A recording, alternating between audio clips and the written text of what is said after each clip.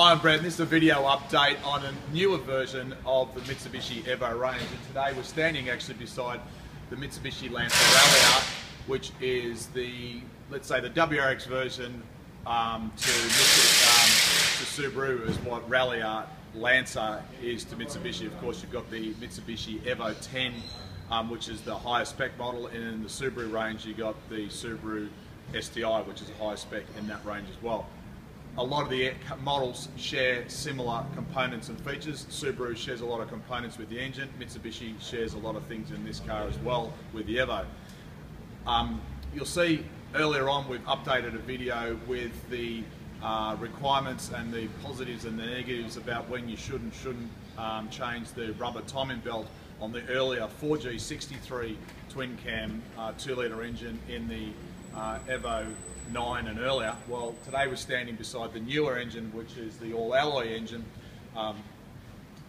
4-cylinder 2-litre turbo engine, which is common in the Mitsubishi Ralliart with the DSG gearbox as compared to the Mitsubishi Evo 10. Of course, there's other components that are different, but what we've got an opportunity to do here today, and I'll get my technician and cameraman just to show you what the side of the engine looks like, and I'll get him to come in there because it's a little bit hard, and you'll see at the bottom here is the oil pump, because the sump sits here.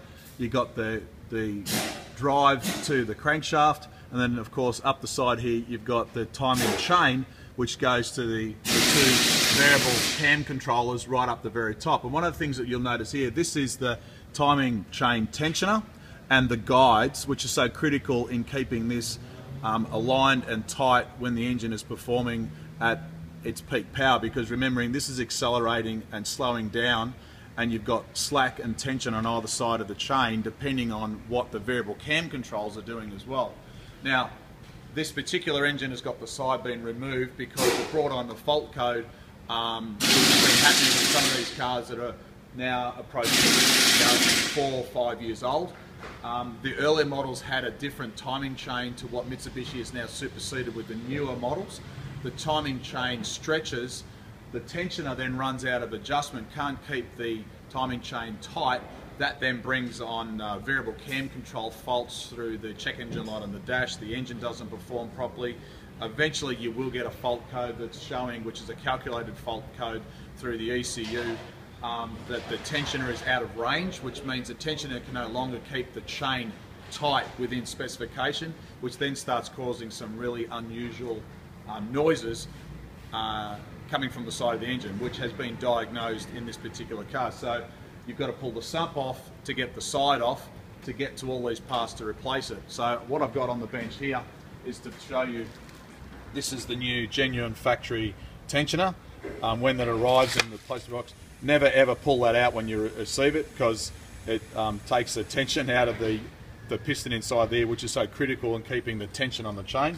This is the replacement chain. Now, it's a bit hard to show in the video, but it is actually different to the one that's fitted on the car, and that will be, and you'll notice it's all there, it's one piece chain, no longer a belt. So these in theory are lifetime replacement, but common sense tells us over a period of time they will wear out.